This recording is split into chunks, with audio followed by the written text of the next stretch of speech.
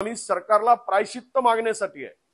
एवढं माफी मागून होणार नाही, तुम्ही प्रायश्चित्त घ्या, कारण तुम्ही अक्षम्य अशी चूक केलेली आहे, जी चूक मान्यच होऊ शकत नाही, जी चूक मान्य केली जाऊ शकत नाही, अशा प्रकारची चूक या सरकारने केलेली आहे। त्यामुळे या सरकारने प्रायश्चित्त म्हणून सत्तेची खुर्ची उभवण्यापेक्षा खुर्ची सोडा आणि महाराजांची खरंच तुम्हाला महाराजांचा अभिमान स्वाभिमान आणि महाराजांना तुम्ही जर छत्रपती शिवरायांना मानत असाल तर ती खुर्ची खाली करा, खुर्च्या रिकाम्या करा, तर महाराजांना जो स्वाभिमान आहे तो जपासला सरकारने, तो जपला असा मेसेज जाईल। ते परमिशन देणारच नाही। ज्या हे दुपट्टी मी सांगितलं की नेहमी यांची भूमिका अशी राहिली, कशा ते परमिशन देते, पण आम्हाला परमिशनची गरज नाही। तुम्हाला परमिशन आम्ही मागितली, आम्ही हुतात्मा चौक ते महाराजांचा पुतळा असलेल्या गेटवे ऑफ इंडिया पर्यंत आम्ही जाणार होतो। हे फार अंतर तर 2 किलोमीटरचं असेल आणि आम्ही सगळे नेते महाराष्ट्रातील महाविकास आघाडीचे तो मोर्चा शांतपणे आम्ही करणार होतो, तरी त्याला परवानगी नाही। ठीक है, 2 महीने रुके, तुम कैसे आंदोलन करते हो आगे और तुमको कौन परमिशन देगा? कारण शेवट टिट फॉर टॅटची भूमिका, जशाच तशाची भूमिका आम्हाला भविष्यात स्वीकारावी लागेल। जर तुमची भूमिका ही अशी असेल आणि महाराजांच्या पुतळ्याच्या पडल्याचा निषेध म्हणून जर आम्ही आंदोलन करत असू तर त्यालाही परवानगी नाकारत असाल तर तुमच्यासारखे नतभ्रष्ट या राज्यात देशात कोणी असू शकत नाही।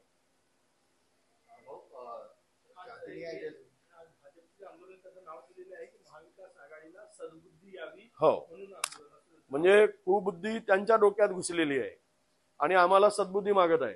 पुतळा पाडल्याचे प्रायश्चित्त घेऊन त्यांच्या डोक्यात घुसलेली जे काही कुबुद्धी आहे, जे भ्रष्टाचाराने कमिशनखोरी करून तो पुतळा उभा केला आहे, त्याचं प्रायश्चित्त घेण्यासाठी 4 दिवसाचा उपवास केला असता तर आम्हाला समजलं असतं, पण पोट भरून ढेकर देऊन आम्हाला सद्बुद्धी मागत आहेत।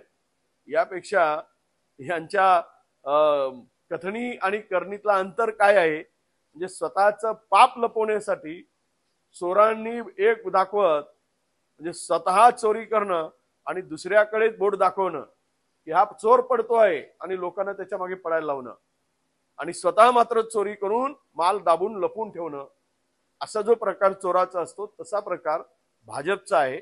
हे बोट दुसऱ्याकडे दाखवत आहे, चूक स्वतःची आहे आणि आम्हाला सद्बुद्धीची मागणी करतायत।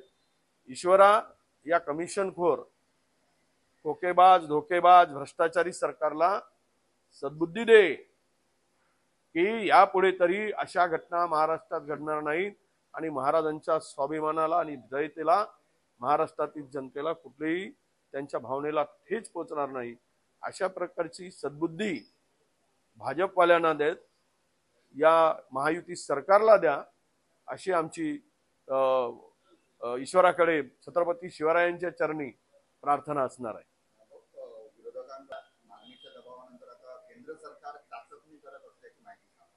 हे बघा, 2011 मध्ये मनमोहन सिंगचं सरकार असताना ही जनगणना झालेली आहे, त्याचा डेटा ओपन करणं आवश्यक आहे। खरं तर संविधानाने आणि घटनेच्या नुसार SC STंचं दरवर्षी